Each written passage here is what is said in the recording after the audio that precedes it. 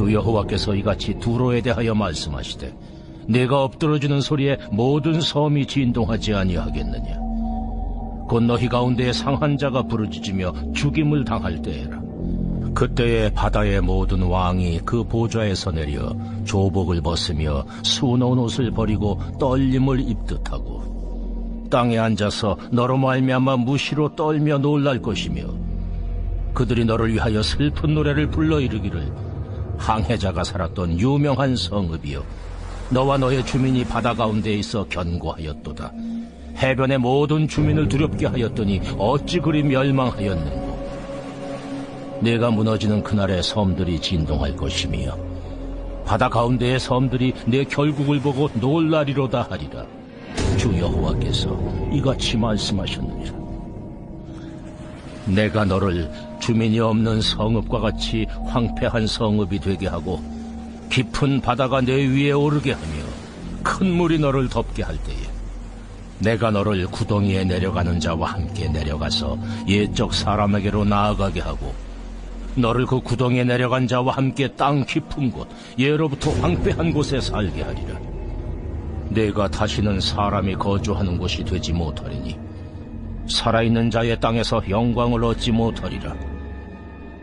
내가 너를 패망하게 하여 다시 있지 못하게 하리니 사람이 비록 너를 찾으나 다시는 영원히 만나지 못하리라. 주 여호와의 말씀이니라. 하나님께서 우리의 구원을 이루어 가실 때 그냥 질서 없이 되는 대로 막 하시는 게 아니고요. 그분이 정하신 특별한 방법에 따라 우리를 구원하시는데 그 특별한 방법이 뭡니까? 그분은 택자를 구원하는 구원의 행동을 하기 전에 반드시 구원의 언약을 먼저 주세요. 여러분, 이 순서는 절대적입니다. 언제나 언약이 먼저고 그 다음이 행동이에요. 예를 들어서 우리를 구원하는 메시아가 이 땅에 오기 전에 메시아에 대한 언약이 먼저 있었는데요. 이 언약을 잘 생각해보자 이거죠. 여러분, 안목의 정욕과 이생의 자랑이 있는 인간이 자기를 구원하는 메시아를 기다린다고 할 때 어떤 메시아를 기다리겠습니까? 힘 있는 권력자로 나타나서 내 원수들에게 보복해주고 내 신세와 운명을 바꿔주는 더군다나 잘생긴 그런 메시아를 원하고 상상하지 않겠습니까? 그런데 우리 마음대로 상상하다가 메시아를 못 알아보는 것을 막기 위해서 선명한 언약을 주시는데 이사야 53장에 언약된 메시아의 모습이 뭡니까? 내가 너희에게 메시아를 보낼 것인데 그는 너희를 대신해서 찔릴 사람이고 너희 대신 상할 사람이고 너희 대신 채찍에 맞는 사람이라는 거예요.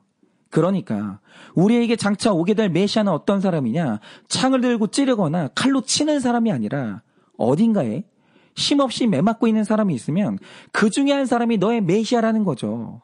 완전히 우리 생각을 뒤엎는 거예요. 그러나 하나님은요, 자신이 할 일을 숨기는 게 아니라 분명한 언약으로 약속하고 드러내시는 분이에요. 그리고 언약한 그대로 일하시는 분인 겁니다. 그리고 하나님은 반대로 언약하지 않은 일은 절대로 하지 않는 분이에요. 예를 들어서 예수님이 재림하신다고 할 때 몇 날 몇 시에 오겠다고 시간과 날짜를 언약한 적이 있으십니까? 여러분, 성경 안에 그런 언약은 없습니다. 재림의 날에 대해서는 아들 예수님도 이게 비밀의 영역이기 때문에 알 필요가 없고 평소에 준비가 되면 된다고 하셨거든요. 그런데 누군가가 언약에도 없는 시한부 종말론을 말한다. 그건 언약을 벗어난 월권이에요. 여러분, 언약 외에 다른 말을 하면 그거 무조건 이단입니다.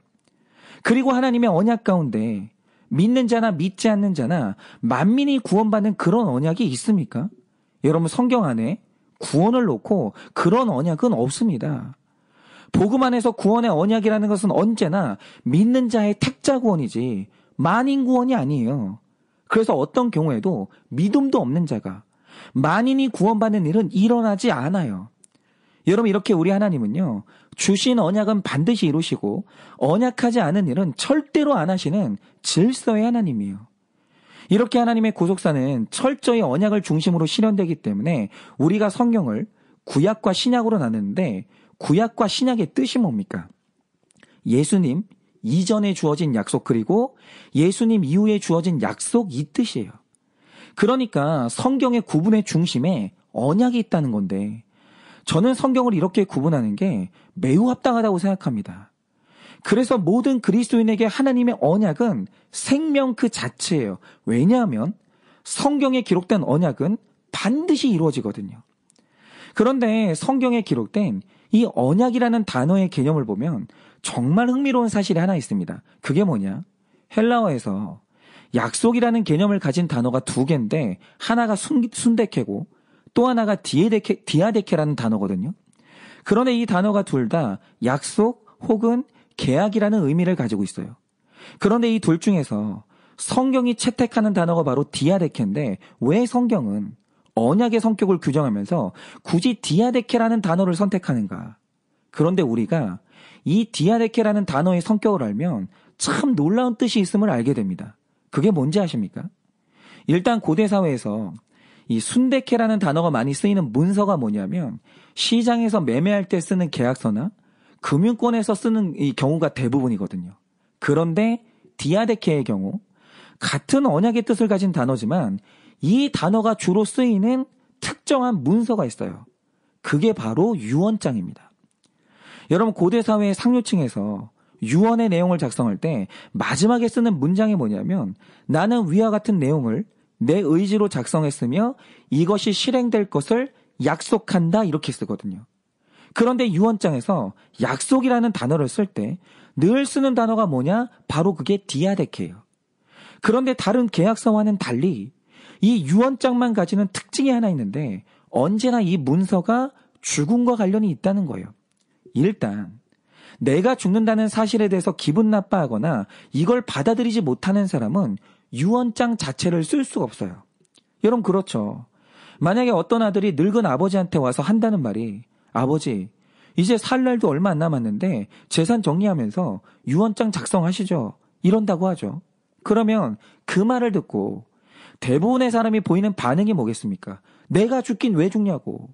너는 이 애비가 죽었으면 좋겠냐고 하면서 화를 내는 사람이 얼마나 많겠어요. 그러니까 나의 죽음이 인정되지 않고 죽음이 두려운 사람은 유언장이라는 문서 자체를 쓸 수가 없는 사람이에요. 그런데 살아있는 사람이 유언장이라는 문서를 작성한다고 할 때 그렇게 할 수 있는 이유가 뭐냐? 어느 순간 그가 내 죽음을 받아들였고 그것을 인정할 때만 유언장은 작성될 수 있는 거예요. 즉 하나님께서 구약과 신약이라는 언약의 책을 쓰셨거든요. 그런데 이 언약의 책을 쓸 때 가졌던 하나님의 생각이 뭐냐? 구원의 계획 안에서 내가 죽어야 된다는 사실을 인정하신 거예요. 그리고 그 죽음을 직면하신 겁니다. 만약 하나님께서 자기의 죽음을 부인하셨다면 구약과 신약이라는 이 언약의 책 자체가 쓰일 수가 없어요. 왜냐? 성경이라는 문서의 성격이 바로 유언장이거든요. 그리고 대부분의 계약서는 계약서 쓰고 도장 딱 찍으면 바로 효력을 발휘하는데 유언장은 그게 아닙니다. 여러분 유언장의 내용이 효력을 발휘하는 때가 언제냐? 작성자가 죽은 다음부터 유언장은 효력을 발휘하는 거예요. 마찬가지로 성경 안에 있는 구원의 약속이라는 것은 아무 때나 효력을 발휘하는 게 아닙니다. 성경의 구원이 내 안에서 능력으로 역사하는 때가 언제냐? 성경에 기록된 이 천국의 언약이 나에게 유산으로 상속되는 때가 언제냐? 예수 그리스도의 죽음이 나를 위한 것임이 믿어지면서 그 십자가가 내 마음에 세워지는 그 순간, 그리고 내 죄 또한 십자가에 못 박혀 죽어야 된다는 걸 믿고 그 죽음을 적용하는 순간 성경에 기록된 모든 약속이 효력을 발휘하면서 그 언약에 따라 나는 반드시 구원을 받는 거예요. 하나님의 모든 약속된 유산이 나에게 상속이 되는 거죠. 그러니까 우리가 성경의 언약대로 구원받는다고 할 때 그리스도인의 마음 그리고 그 삶 한가운데 있어야 되는 게 뭐냐? 바로 그게 죽음이에요. 그래서 그리스도인의 삶은 탄생에서 출발하는 게 아니라 죽음에서 출발하는 거예요. 그런데 문제는 뭐냐? 예수님께서는 자신의 죽음에 완벽히 성공을 하셨어요. 근데 문제는 나의 죽음이에요. 내 죄악된 자아가 죽는 게 너무 어려운 거예요. 예를 들어서 제가 이번 주에 고백한 것처럼 저는 남이 실패하는 것을 기뻐하고 남이 잘 되는 것을 질투하는 이 마음이 있었어요. 그리고 그 마음을 회개했습니다. 이렇게 내 죄를 보고 회개한 것은 자아가 죽은 거죠. 그런데 문제는 뭐냐? 그 날은 죽은 게 맞아요. 그런데 자고 일어나면 죽었던 질투와 시기심이 내 안에서 다시 살아난다는 거예요. 여러분 이건 개념이 아니고요. 우리의 내면 안에서 실제로 일어나는 일이에요. 분명히 회개했어요. 눈물 콧물 흘리면서 회개했다라는 거죠. 그런데 시간 지나면 회개한 죄가 또 생겨요. 그래서 우리의 죄악된 자아의 죽음을 놓고 사도 바울이 제시한 방법이 뭔지 아십니까? 죄악된 자아는 일주일에 한 번, 한 달에 한 번, 1년에 한 번 죽이는 게 아니라 날마다 죽어야 된다는 거예요. 그래서 고린도전서 15장 31절에서 사도 바울이 이렇게 말합니다. 형제들아, 내가 그리스도 예수 주 안에서 가진 바 너희에 대한 나의 자랑을 두고 단언하노니 나는 날마다 죽노라 라고 했어요. 이게 무슨 뜻이죠?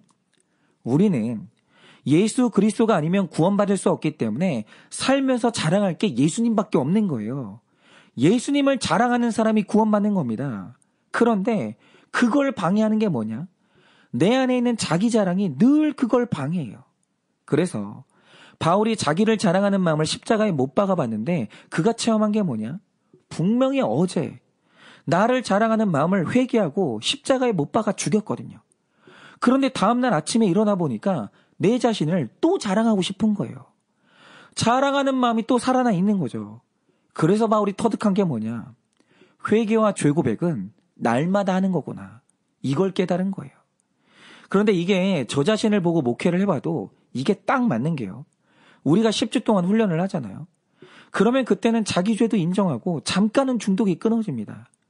그런데 10주 훈련이 끝난 뒤에 아무것도 안 하고 방치하잖아요.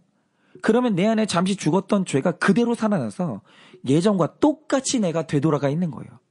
그래서 우리가 하는 훈련의 본질이 뭐냐면 지식을 쌓는 게 아니고요. 습관을 쌓는 거예요. 날마다 큐티하면서 자기 죄 보는 이 습관을 정착시키는 게 10주 훈련의 목적이에요. 그런데 여기서 중요한 두 가지는 내 죄를 보는 건데 그거를 날마다 보는 게 중요한 거예요. 날마다. 여러분 날마다 내 죄를 보고 말씀 보는 것만 습관으로 자리 잡으면 그는 절대로 죄에 쉽게 무너지지 않습니다. 그런데 이게 왜 중요하죠? 내 안에 죽음이 자리를 잡아야 말씀의 언약이 효력을 발휘하면서 나를 구원하거든요. 죽음이 열쇠예요.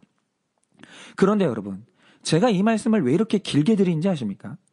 자, 어제 말씀부터 우리가 두로의 멸망을 묵상하고 있는데요. 오늘 말씀을 보면 두로가 멸망당한 이유에 대해서 굉장히 중요한 말을 해주고 있거든요. 그게 뭐냐?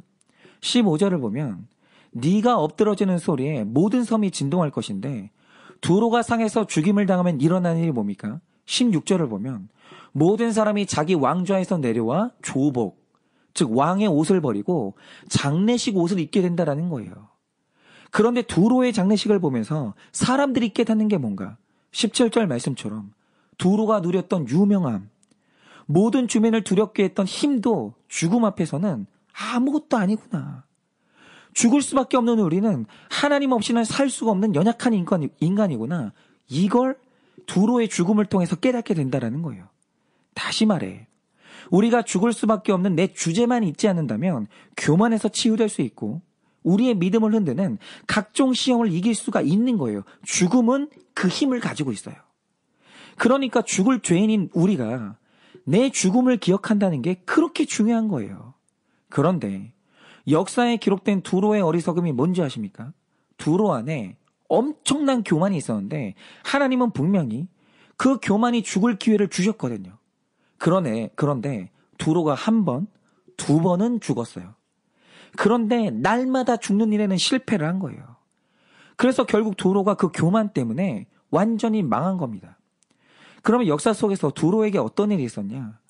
제가 어제 말씀드린 것처럼 두로는 돈이 엄청나게 많은 나라였는데 이유가 뭐냐면요. 일단 이 나라에 비싼 천연자원이 정말 많았어요. 예를 들어서 당시 건축 자재로 가장 비싼 백향목이 여기서 자라났고 이 왕족들만 입을 수 있는 보라색 옷감의 원료가 여기에서 났는데 이 자색 옷감의 원료가 얼마나 비쌌냐면 당시 황금보다 자색 옷감 원료가 3배가 비쌌어요. 엄청나게 비쌌어요. 그러니 당시 두로가 이 돈을 갈쿠리로 긁어 모았는데 문제는 뭐냐? 음식이 있는 곳에 파리가 꼬이듯이 자원이 있는 곳에 그걸 노리는 나라들이 몰려들거든요. 그래서 두로가 침략을 많이 받았는데 문제는 이때도 두로가 너무 교만한 거예요. 왜냐?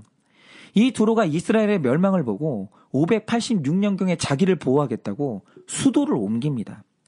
이게 본토에서 850m 떨어진 이 바다 위에 섬으로 옮기거든요. 그런데 이 섬이 놀라워요.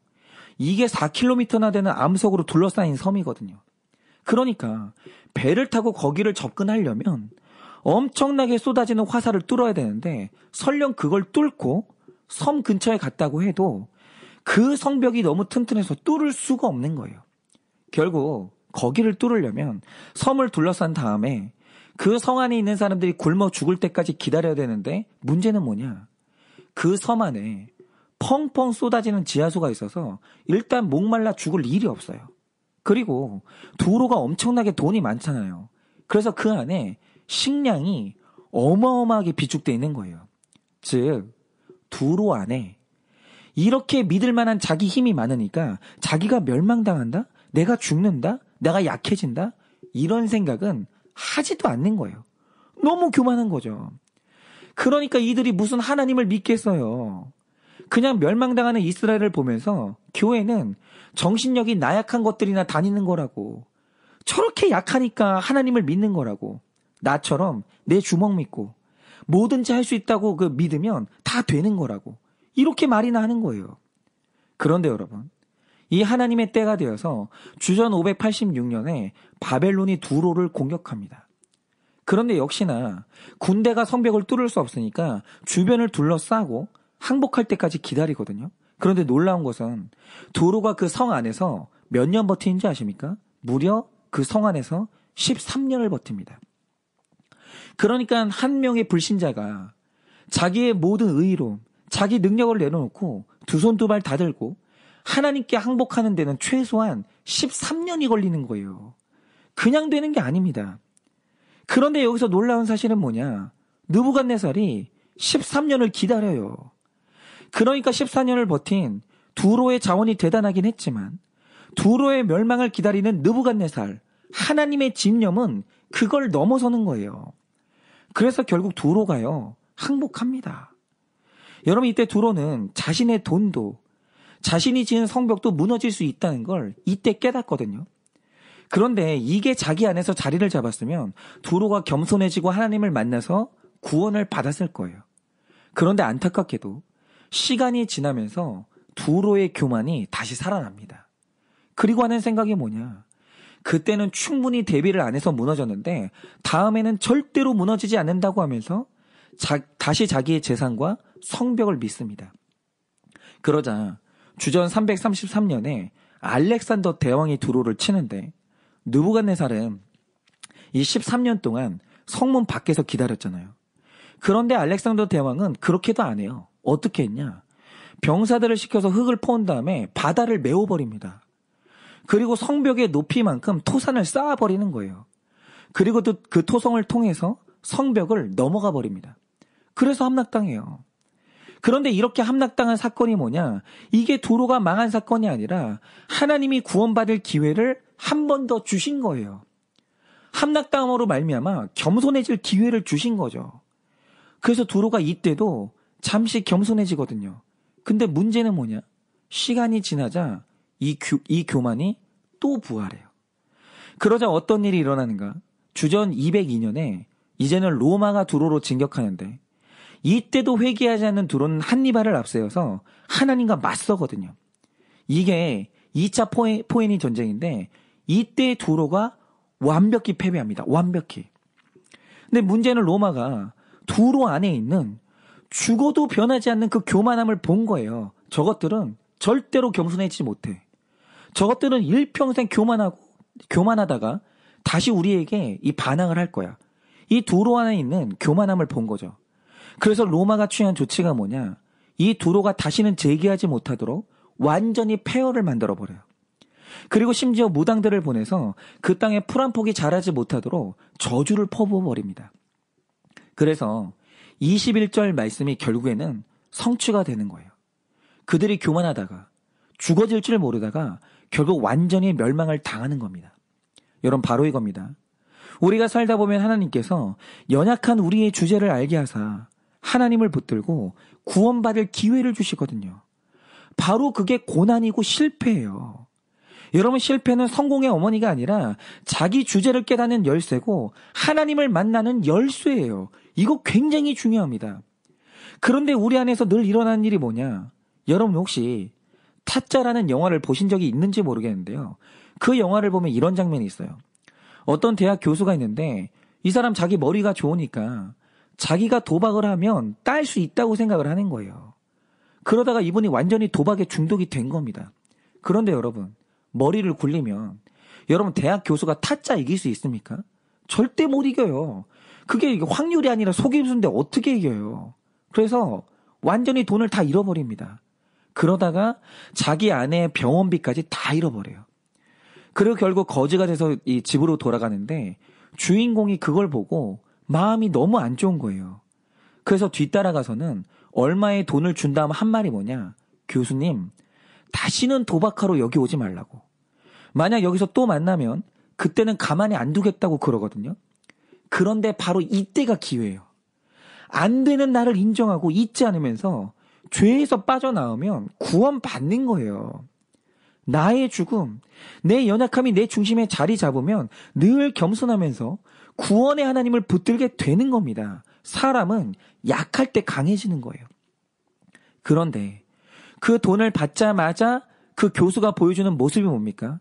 이번에는 딸 수 있어. 이러면서 마지막 기회인 그 돈을 들고 다시 도박장으로 들어가요. 돈이 회복되니까 내 안에 있는 교만함이 어김없이 회복되는 거예요. 그런데 이게 우리 모습입니다. 여러분, 하나님이 고난과 실패를 통해서 하나님을 붙드는 인생으로 기회를 주시거든요.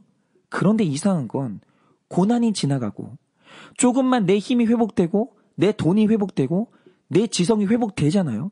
그러면 교만함이 다시 회복돼요. 또 내 힘으로 살 수 있다고 하면서 교만한 삶, 하나님이 없는 삶으로 다시 뒤돌아가는 거예요. 그런데 그렇게 교만함이 죽어지지 않아서 하나님이 없는 삶의 마지막이 뭐냐면 바로 그게 21절 말씀처럼 영원히 하나님을 만나지 못하는 멸망인 거예요. 여러분, 우리는 하나님 없이 절대로 구원받지 못합니다. 여러분, 그리스도 안에서 내 의로 구원받을 수 있다는 이 가능성이 죽어야 돼요. 여러분, 우리에게 그런 가능성이 없는 거예요. 하나님 없으면 죽을 수밖에 없는 내 주제가 내 마음의 중심이 되고 날 위해 죽으신 예수 그리스도의 십자가가 내 마음의 중심이 되면 말씀이 능력이 되어서 우리가 언약대로 구원을 받는 거예요.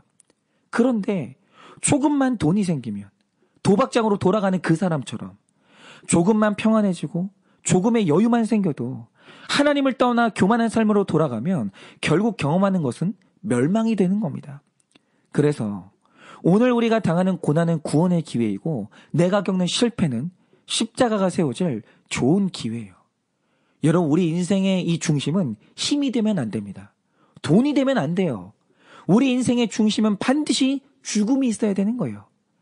나의 죄 때문에 죽으신 예수 그리스도의 십자가가 있어야 되는 것이고 내 자아가 죽어야 될 십자가가 있어야 되는 거예요.